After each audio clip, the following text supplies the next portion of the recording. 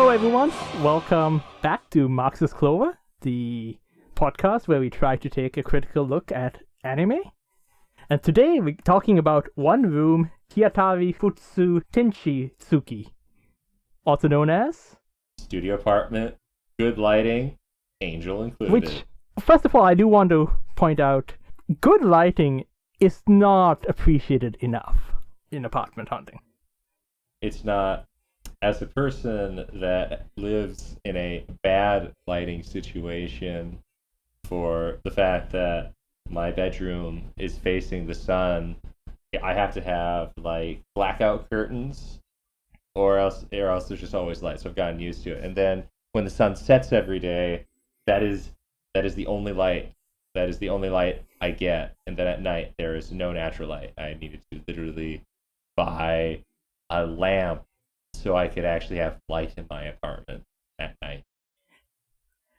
I think the issue is that in most places in the US, the housing market is quite rough, and finding an apartment is quite hard. So once you narrow down your candidates by price and location and cleanliness and some of the other important things, lighting kind of gets forgotten, which is a shame. And nobody's gonna go to a house at night to look at it, because that would be psychotic and weird. And there's only 3 places in my apartment that have ceiling lights. Yeah, the bathroom, the kitchen, and the pseudo dining room that I have.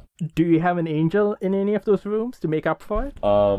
Thankfully not, because I don't know if I could handle the angel known as Toa. That is the subject of the anime we are talking about today. Is it a Marxist anime? Maybe. We'll find out. Maybe. We'll find out.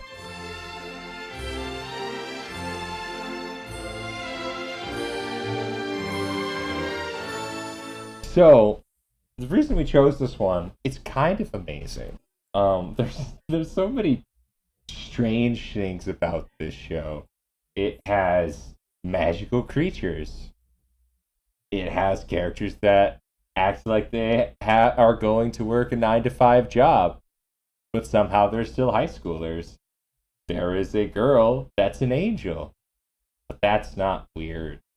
There is an angel, a vampire. Wait, not a Romanian vampire. Yes, not a Romanian. Yes, she's an Eastern vampire who cosplays as a Western vampire. Yes, and what is it? A Yukiona, a Kappa, not a cop. Thankfully, all Kappas are all Kappas are bad. Yeah, all Kappas are bad. That is a statement we are about to make. They are the deep state. They are legitimately the deep state. There is a plot line that is not explored enough that there is a Kappa deep state. As the Wikipedia, I'm not even on the wiki, it says she comes from a wealthy family. Hisui Sumerumi doesn't come from a wealthy family. It is implied that she is literally the granddaughter of the person that runs Japan. Yeah. Let's just get the Kappa in the room out of the way. Because it makes it so the lighting is dim. It really dims the show. I don't think she lives in a studio apartment either. No. Which is why every character in the show should be only in the show if they live in a studio apartment. Like, she probably lives in a studio apartment, like the doghouse in A Couple of Cuckoos. Yes. That dais is so stupid. Yeah. No, the show keeps trying to make Kappa happen. It does. And it's just not going to happen. Yeah. The Kappa is just not interesting. She's socially awkward and not in an interesting Bochi the Rock way, but no. Like, her social anxiety isn't super real feeling. Doesn't feel... She's afraid of men! Informative. How is that not? Spoiler for people listening to this podcast. We are men. And we are quite scary. And she is scared of men. Yeah, I mean, being scared of men in itself is probably fine. I mean, in terms of Yes, like we are more dangerous than bears. That's the internet meme has been going. Yeah. But I mean, but then we have bear eaters who eat dead baby bear cubs. So we are more dangerous than bear. well, yeah, and he's a man. RFK Jr. is a man. He so... is. Yeah, I mean, toxic masculinity. There's a lot of things, and eating bears is on the nicer end of that spectrum. Yes, it is. Still weird though. So yeah, Kappas run the world. Japan. They control all the businesses. In Japan, yes. Well, that's true. Well, we only know Japan, but It's true. Really. To be fair, we don't know if there are Western Kappas. Well, if there's Eastern vampires Mm-hmm. cosplaying as Western vampires, maybe there's Western Kappas cosplaying as Japanese Kappas. This is actually a point I've never thought. What is a Western Kappa? Do we have a equivalent? Because a Kappa, for those who don't know, is kind of the mythological explanation for drowning. Yes. So there has to be other examples of mythological creatures in other mythologies that basically are an explanation for why drowning victims like mermaids. Like we're going far beyond our pay grade. Yeah. We're going outside of our let's scope. get to the more theological parts of the show and introduce the angel.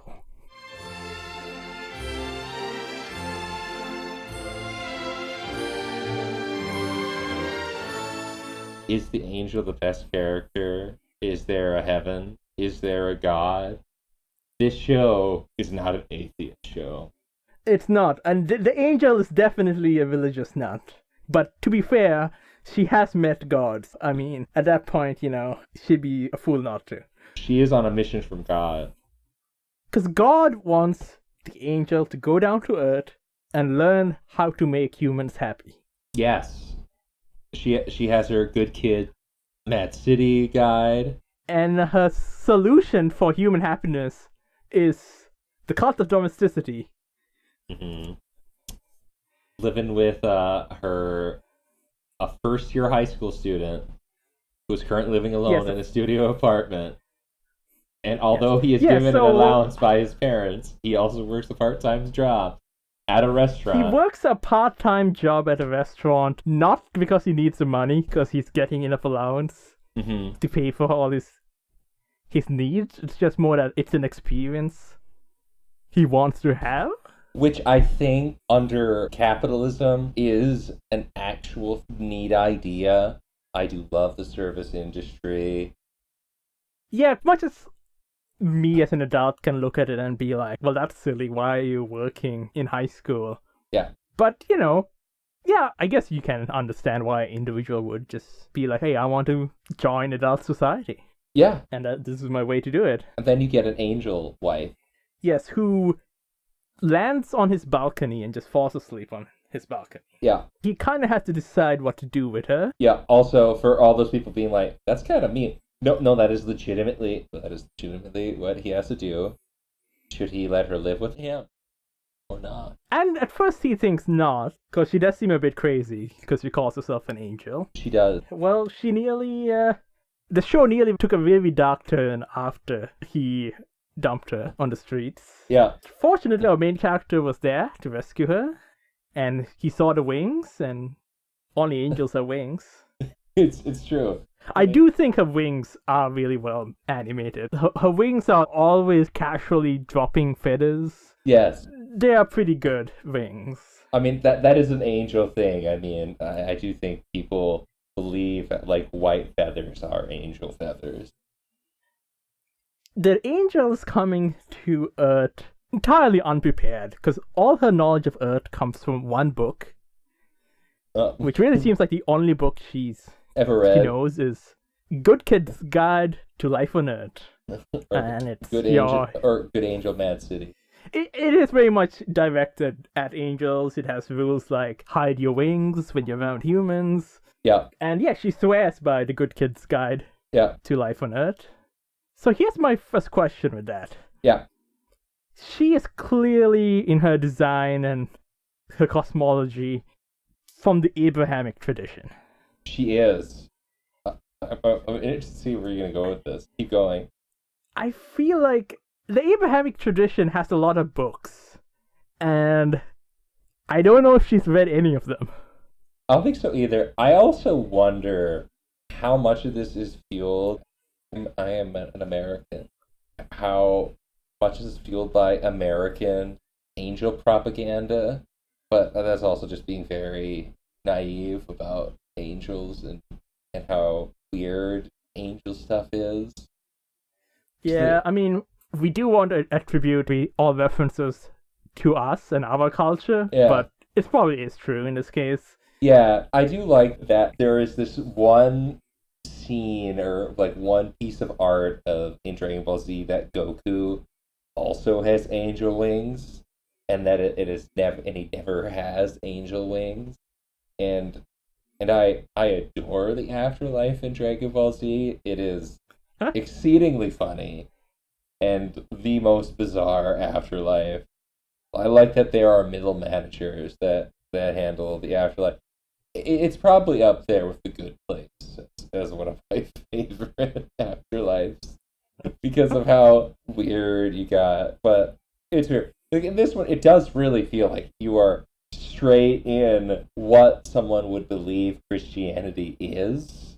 Like, oh yeah, it's like in the clouds, and she's an angel, and as the greatest quote of all time, she's not just an angel, she really is an angel. No, he says she's not an angel because she's an angel. She's Yes. an angel who happens to be an angel. Yes. In that she is a pure person at heart, Yeah. and she also happens to be an angel, but the reason she's so good and pure isn't because she's an angel. That's just intrinsically part of her personality. Because we do meet another angel whose name is Shiu. Yeah, Shiu, I think. Yes, the lolly angel. We meet a lolly angel. Aren't they? Who... Aren't all the characters lollies at the end of the day?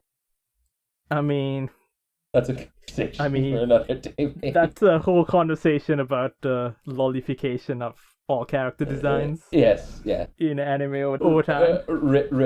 Future conversation. As I said, if you want to know more about our theories about the alternative show this could have been about, maybe if we get enough views and we get enough requests, we will talk about the conspiracy of the other show this could have been. Oh gosh. Oh gosh. Well, moving on. Yes. I think it's been a while since we had the Torah or the New Testament or the Quran, and I just think it's time that the Good Kid's Guide to Life on Earth gets published. I want to read that. I like the fact there's not like a neutral, like a bad kid's guide. Like, I'm a person that's motivated by negativity, so I kind of just want to read the bad kid's guide to Earth. I'm still annoyed that there has not been like a devil. There's no demons. There's no demon people. For that you had to go to Gabriel Dropout. Oh, okay. For a good slice of life, demon and angel show. Or Shuffle. Well, I guess they both become pretty irrelevant pretty quickly, though. Yeah. Shuffle. Yeah, yes, they do. So let's talk about Toa, because Toa is very fascinating as a character, in that particularly because she could be used to teach Trig. Explain. Sokatoa. Boo. Boo. But yes, so why is Toa so fascinating? She's not a character. She's barely a character. She barely exists in this show. Yeah, she is kind of a representation of just being good. Yeah, being good, being the woman you come home to at night. But I mean, she is a Marxist at heart. That is her greatest claim to fame as her class revolution is when she helped out our main character work at his hourly job and said, "That doesn't do anything. I'm still getting paid the same amount of money," which is the most profound moment of this whole show by a mile. So Toa visits the main character at his restaurant. Yes. She sees him working, and since her entire world view is, I need to help humans be happy, everything's about just altruistic helping. And so, yeah, she just starts working. Her philosophy of just, I'm always here to help, does not work well within capitalism. No, it does not. But it messed with me when I was watching the show, where I'm like, oh, that's so true. Like, literally, there's no incentive to do anything well. Yeah, so like, if our main character was working a salaried job, Yeah. maybe she could have done something. Well, but like, even then, it's still not really. I mean, that's still not the most ethical thing, because yeah, arguably she shouldn't have to work overtime at a salary job either, and she shouldn't have to work for free. Yeah, exactly. Also, why does she need to work? And technically, she does work. She is a cult of domesticity worker. She works at home, feeds him. More on that in a bit. But I do. It's just so weird that her helping him at work was, when I watched it, was almost the most transgressive act of the whole show. So I'm like, why are you doing that? Like, why? What is the purpose of this? This makes no sense to do this. And I'm like, this is how capitalism gets you. Like, if you grew up in an angelic world, it does make sense to do what she does. But for anyone growing up in a capitalist world, it's just so weird. It's super weird. And is the show pro-capitalist? I don't know. I'm sure the Kappas are pro-capitalist. I mean, they put the K in capitalism. They are the Kappatalists. They're the Kappatalists. They are. I mean, they're weird. They're misogynist. They hide their women.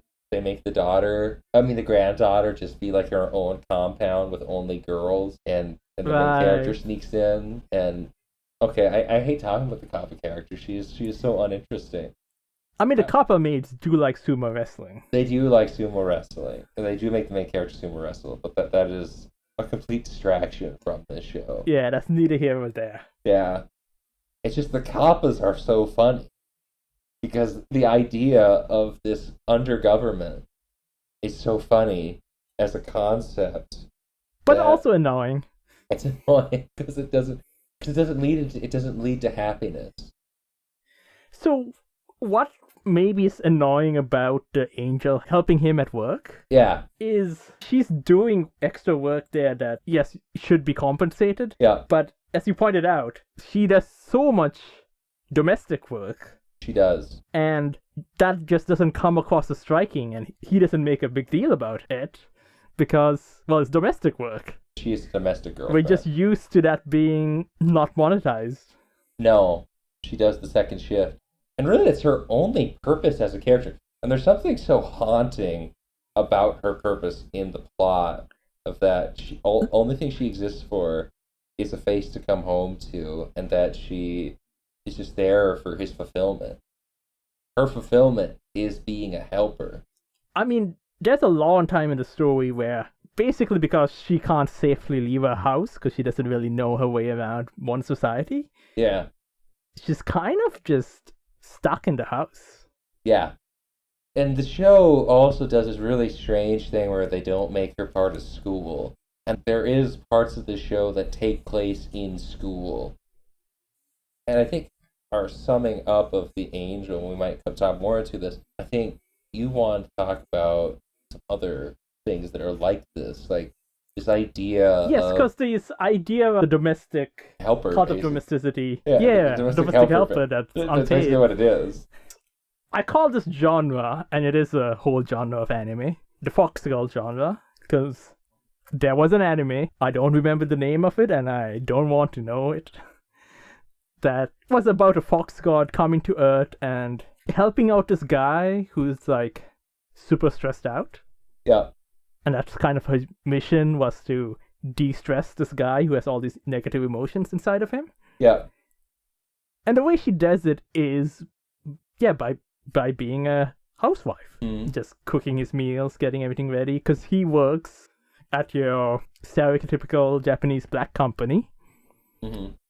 where he's goes to work in the morning, comes back at 11 o'clock at night, often takes some of the last trains, and he literally has no time to just the basic day-to-day taking care of oneself. Mm-hmm. So the solution here is introduce the Fox Girl into this. And it's kind of uncomfortable because it's basically implying the solution to problematic work culture is to have a housewife. Mm-hmm. And what we really should do is get an intersectional approach that incorporates the Fox Girls, because there should be better working conditions for both the guy and the Fox Girl. Yeah. The solution of having someone do some of his labor for free is not a very elegant solution. No, not at all. And he also he gets to partake in erotic tail brushing. So the other show that kind of does this, The Masterful Cat is Depressed Again. Mm-hmm. Mm-hmm. And that one is better because it's gender swapped. Mm-hmm. So at least there's not that baggage. And also, it's not a dude. Okay, it is a dude, but it's also not a human. Yeah, it's not like a cat man, not like the Fox Girl. It's a Fox Girl. Yeah. This is a cat. It's just a cat. Yeah. It's just a cat. A big cat who walks on two legs. Yeah. But 100% cat. Yeah, 100% a cat. And yeah, the gender swap does make it more palatable. It still is a weird situation. Mm-hmm. I mean, our main character in that show was really struggling to keep herself functional. Yeah, before the cat came before in. the cat, her home was in disrepair. I mean, this is a very common thing, in Zombie 100. I mean, that's what his house was like. You just have trash everywhere. It's such a common trope. And the main character of Studio Apartment, Good Lighting, and Angel Included, isn't messy like this. But to be fair, there is a character in the show that I'm now remembering that is kind of messy like this, and is on, who I think also is overworked. Yes. And overworkedness being a joke is just such a strange... It's connectable, but it just... As I said, it's just... I mean, is it a joke or is it meant to be satire? Is it supposed to be hey, this is the problem? It's a satire, to be dark, because this was recorded in the wake of a school shooting that happened in the first week of school in the United States only a few weeks ago. It's just one of those things that you can't really talk about it as normal. It's just now a common practice. Right. It's normalized. It's hard to even see it as satirical, even if it was. Yeah. Because it's just become normal. I mean, there's literally a show called Death March to a Rhapsody that came out a while back where they called working in a job where you're programming something or working in an office a death march, which is pretty bad to say that your job is a death march.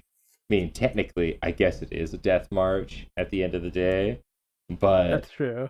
But it is really dark to view that it is just this thing you can't escape. You need it to for food. And again, this is why it's easy to get angry at the main character of Studio Apartment, Good Lighting, and Angel Included. It's a bad title for a show saying this guy literally is living off of an allowance. He still works. He's almost kind of obviously he's kind of cosplaying being a worker, I mean, it is a good thing he works though, because their household expenditures do increase quite a bit. Yeah. Once the angel comes in. Yeah, because he has to buy her cute outfits that she can work in. Yeah, and it's not like in the cat show, the cat takes care of the finances. Yeah. I'm not entirely sure the angel knows how money works. I think that would break her. I think if that's in the Good Kid's Guide to Earth, I think maybe there's a better reason to be an atheist. Being capitalism's great. It's the best things human ever made. It's good. As God said, greed is good. Yeah, no, he didn't say that. That was from Wall Street.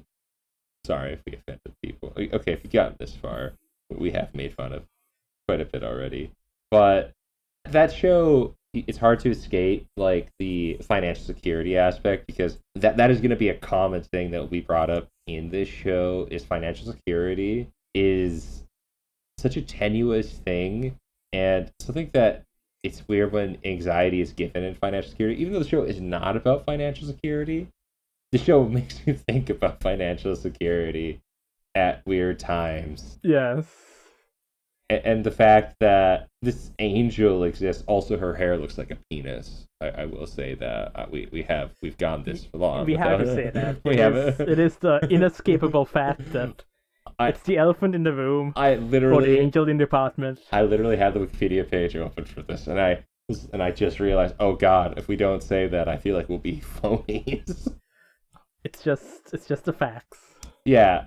So yes, she has terrible hair. And I mean, from the front, it looks all right. I mean, mirroring a girl boss legend from Witch from Mercury also has that hair. Okay, that's painful. Even like bringing up mirroring in the same sentence. Mirroring's a girl boss. We'll talk about Witch from Mercury one of these days. But we also don't see mirroring from the back as much, where it feels like we see the angel from the back all the time. Yes.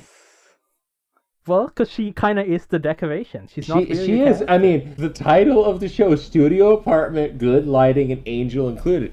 It's literally like this guy was shopping for an apartment, and then it was a studio apartment. Great. That means it's a one-room apartment. It has good lighting, and there's a woman that can fulfill your needs inside of it. Because why would an angel be a dude? Okay, technically, that an angel could be a dude. It's just right along. I mean, most angels in Abrahamic scriptures are dudes. That's true, and they're all kind of weird. I've played Shin Megami Tensei. I know things about angels. I know that Metatron is cool. You're right. You're right, but like pop culture angels are all like women. It feels like, like when you think of an angel, it's like a pretty woman that is either brunette or a blonde. Because it's supposed to be, it's the ideal of femininity. Yes. You have to be pure and innocent, and that the angel comparison is very neat. Yes. While, yes, you don't want to talk about dude angels, because it is inherently dehumanizing to see someone as just an object of pureness. Yeah, and it's a dude, and that would you wouldn't want to do that to the dudes. That sounds pretty gay.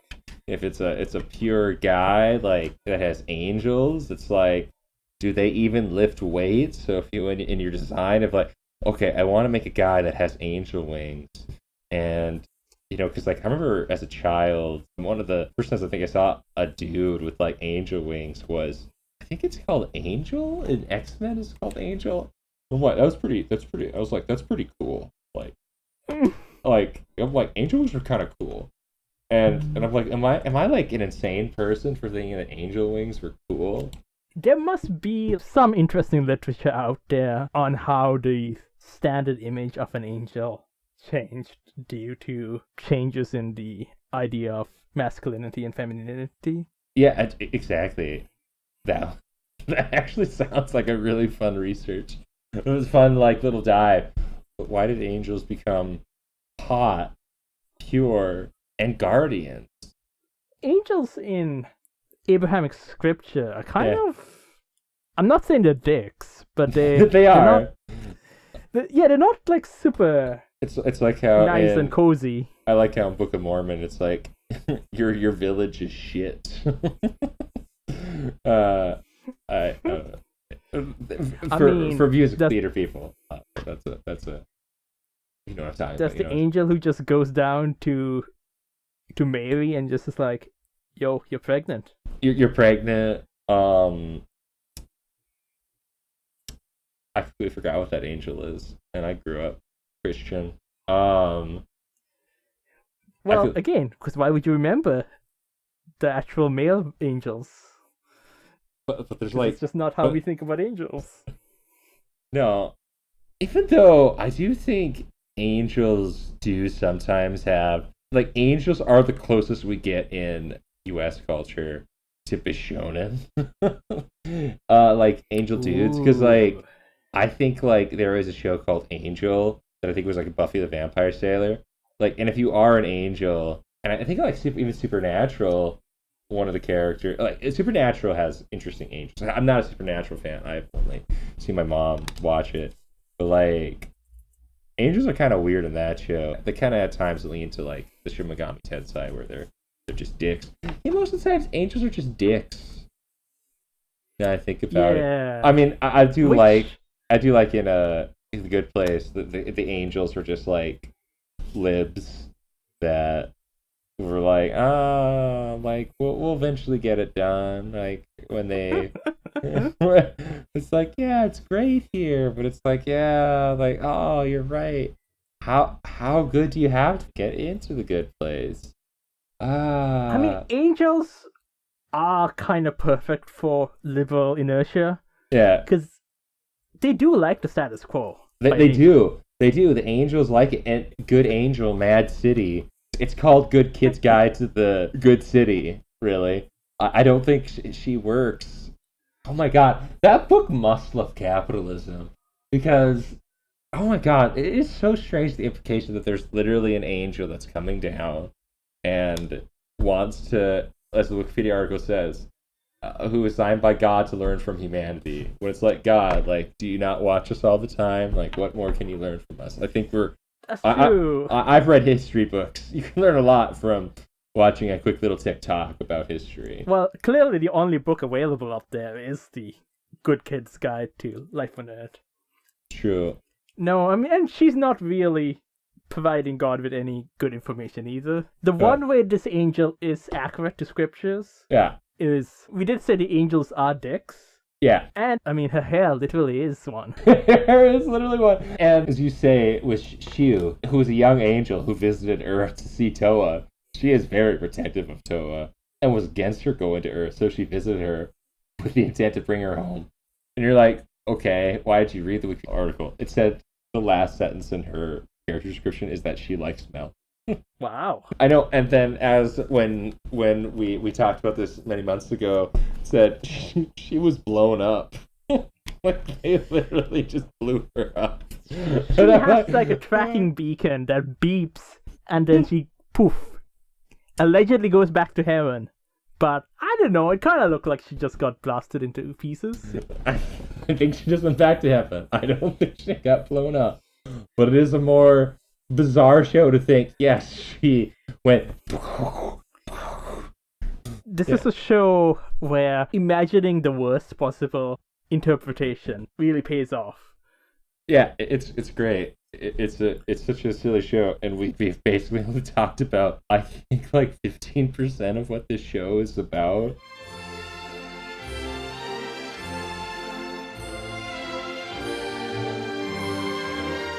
You mentioned that angels are the closest we got to Bishonen. Yeah. I mean, the other example we have of Bishonen are vampires. Yeah. Oh, you're right. And I think we do have to talk about the vampire. Oh yeah, because we did bring up the vampire earlier. Yes, you're right. The Eastern vampire who cosplays as a Western vampire. Yeah, like she wants to be Nosferatu or Bram Stoker's Dracula, the one with Keanu Reeves, which is really gay, but that's fine. Vampires are kind of like that. How could you not be? You're alive for a long time. Why wouldn't you be bi after a while? Yes. Like, you have so much choice. Yeah, you do. You do have so much choice. And the vampire in this show uses her choice to sexually harass the main guy? Yes, because if you have wings, you fly up to the main character's balcony and you kind of hang out there. And then you just look through his window. Like, that balcony is just a magnet for things with Did wings. she break the window? I think there was some property damage involved. Yes. And she also sleeps in his bed. Yeah, I think she breaks the window and then is in the bed with him. Without him knowing. Well, yes, with his blood. Without his consent. Yes. I mean, this is very common for this type of trope in fantasy, monster, harem shows. even though, as Wikipedia does say, this is a romantic comedy, I agree. This is a romantic comedy. I think this is a bad harem show because most of the other characters of the harem are never going to win. Vampire Girl No. only exists to give the other girls community and a place to hang out with and introduce the Kappa character. Really, that is the only purpose of the vampire, is to introduce the Kappa character, and that the vampire is more fun. Also, she has the best joke about her is that she has contact lenses in. She's a Shinibio who is acting like a vampire, but she actually is a vampire. Oh my god, Wikipedia actually wrote that. She is so meta. I mean, we already talked about an angel who happens to be an angel. Yeah. And the vampire is a vampire. Yeah, that wears like contact. Who is also a vampire. Yeah. And yeah, speaking of the community, because a lot of the women in the show do get together. Yeah. A lot and hang out. Yeah. And there's a scene where the guy goes to a fair. Yeah. Like on the way home, like they all bump into the fair and they just spend some time at this festival. Yeah. And they did not think to call the angel up and say, hey, do you want to join us? So yeah, our main character has fun with all his other friends. Yeah. And does not think to invite his wife to come along. I mean, as we keep going back to, the name of the show is Studio Apartment, Good Lighting, Angel Included. She's an object. She is an object. She's Rapunzel in a tower. But she doesn't want to be saved. She's just there for the characters to have. Like, and also she's. Oh god, I like feel really sorry for her. The more and more we talk about this, because like, yeah, the show doesn't really care about her. I mean, we will eventually talk about. There's like a final episode of the show, which is like the only like romantic part of this romantic comedy where they go on their where they go on their date, and like she flies him in the sky and stuff. That's like at the very end of the show. And since this is a very wishy-washy show in terms of a romance show, it's just bad. Like, as a complaint of a romance show, and a complaint of kind of this idea of that, it's like somebody's like, cat show. You're a big fan of the cat is depressed again. Yes. And I think it's pretty good. For the studio that made Handshakers, one of the worst anime of all time, they did a really a massive improvement. Oh, didn't they? They also did that Glasses show. That Glasses Girl show. They did? I think that was the same studio? I think so. But we'll talk about that show eventually. Not today. Yeah, we're not even going to specify which show that is, because everyone's better off not knowing. Yeah.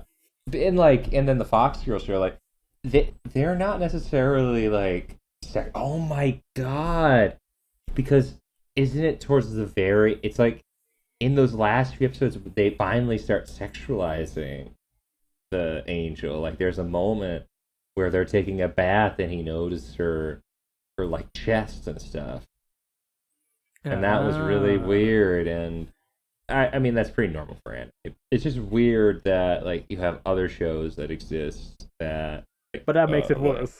It makes it worse. Like I said, there's another show in this show that exists. But it's just awful for this poor girl who literally wants to do good, and her idea of doing good, and this is the inherent problem of this premise, is to basically be a slave to the first man she meets that says, you are helping me. Yes. And that is basically what this show is at its core. It's about a naive girl who, if we want to say, isn't like an immigrant, coming to an affluent country, and she has no home, and the first person to give her sympathy, she becomes their domestic helper, and the main character is attracted to her because she's exotic. and she's nice. And there's already a power dynamic There's there. already a Cause... power dynamic. It's like she's an angel, but she's not like all knowing. She's naive. She literally reads a book called Good Kid's Guide to what is it? Like Life on Earth, I think. Life on Earth. No, and the show has like another naive character who goes through actual growth. Yeah. The Yukiona. Yeah, Noelle like, Izumi. Yes. Basically an ice being. Yeah, I'll just read the Wikipedia entry. Shintaro, who's the main character, workmate at the restaurant, she's actually a Yukiona, ice girl. She has the ability to create blizzards when she gets emotional, so she gets really cold. We'll talk about that, because I do forget that. They don't work at Dairy Queen, like, it's actual blizzards. Yeah, but it's also, we have the quintessential quintuplets problem where it's like, is it a blizzard, or is it just to get cold? And is the blizzard a way of abstracting that it's getting cold, or is it actually a blizzard? Which is something I think about her a lot, where it's like, if like it was snowing inside, that would be horrifying. Except for that episode where the air conditioning breaks. Yeah. That might have been useful. But yeah, it would have hurt the flows and everything would rot. Well, like, no, like, it would be like there's snow inside of a building. Like, you don't see snow like blowing inside of you know, I mean, yes, it's a ha type of thing, but it's still a little weird. So she initially has a cold personality, as she was unable to make friends due to her powers, but she opens up after becoming friends with Shintaro and the others. And her name comes from the fact that her birthday is Christmas Eve. Oh my god, really? She's like Di Natale? Oh, an Italian football reference. Tony Christmas? For anyone who didn't get it. Tony Christmas? Yeah. Like, I like her arc. She is one of my favorite characters in the show. She's the type of character that I like watching in these type of shows. A character that starts out as being... she's just an otaku. She is the dream girl and a person that likes your interests. Yeah, and she has a good arc of going from this innocent person who is very easily hurt and really struggles to find her way around social cues and the world. And yes. Gets more comfortable in her own skin and in socializing. Like, she is what the angel could have been. She could have, and she has the great moment. It's like, we're friends? I didn't know that. What? She didn't know that you didn't have to directly make a declaration of friendship. Okay. So I know that character does, but I think I actually side with her on this. Where I also don't know if I'm friends with somebody unless I'm like Foghorn Leghorn and be like, I declare we are friends. I mean, yeah. I guess communication is better than no communication, so yeah, good point. I mean, but they're also young and they go to school together, except for the Angel. The Angel is usually not in these scenes at all. She's not. I don't remember. I don't even think she's in this episode. Because they go see a movie. Oh, that's right. Because there's other character that exists that is just set up to fail. She is in her. It's just a tragic story. She is set up. She is Love Hina. And that's basically, oh my god, that's such a dated reference. Yeah, she has like a great fated star-crossed love story, and it'll never happen. Okay, she literally met him for like 5 minutes when they were kids. It's not. It was a great interaction, and he literally doesn't give her the time of day. I mean, the Wikipedia says they briefly met as children, but did not reunite until they entered high school. Also, all the characters know about Toa, the angel. Like, the friends do, this group of friends. Yeah, everyone knows everyone's supernatural alternate IDs. Which is good, because that would get weird. It would. Except for the Kappa, because it really doesn't make any difference. That the Kappa is... The Kappa... No Kappa This character doesn't need to exist. Oh, that may have been too young for you. I'm sorry. So the final couple we're going to talk about. Yeah. Final couple. Yes, because the reason our main character can live where he does is because his aunt owns. She is the owner of the apartment building. She is a mangaka who is afraid of her editor, as is tradition. But plot twist. Yeah. Is it fear or is it love? I think like the main summative aspect of the show is that I don't know, the power dynamics in it are a little dubious. So it's very hard to say if it's right, fear. because the editor is kind of your boss. Yeah. But the editor also needs to exploit you to get money. I mean, it was just nice having a good UV relationship in this show. Okay. That's not confirmed, but yes, if you ship that, that is a fine ship. I mean, I think they literally called it a lover's quarrel in the show. Oh, okay. And, you know, I'm glad the angel isn't homophobic. That's good. That is good. I didn't think about that. She is the angel is an ally. Yes. Because she's good. The good kid's guide to life on Earth is to like capitalism. But it is a book of an ally. It's the book of an ally. But yeah, what a weird show. What a weird show. And why was the Kappa in it? I think maybe we should Kappa off this episode. And to cap it off? To Kappa it off. Yeah. That was... What's the name again of the show? One Room Hitari Futsu Tenshi Suki. Or otherwise known as Studio Apartment, Good Lighting, Angel Included. What does this teach us? Toa is an object. Yeah, it was going to be a fun episode, and it kind of got more and more depressing as we talked about it. But yeah, this has been a fun time. Did you have any closing thoughts? No. If any of our listeners have any thoughts to send us, send a manifesto to marxusclover@gmail.com. And thanks for listening. This has been Havoc Hobbs Bond. Wait. Also, if you are wondering why we didn't include another show with an angel, that's a different episode. That is a show very close to our heart, and we will cover it. We will cover it in deep detail. And the hint to it is my co-host is the Angels Next Door. Angels Next Door. Yes, this has been Angels Next Door. Have a lovely day. Bye-bye, everyone. Bye-bye. おはようございます。あらあら。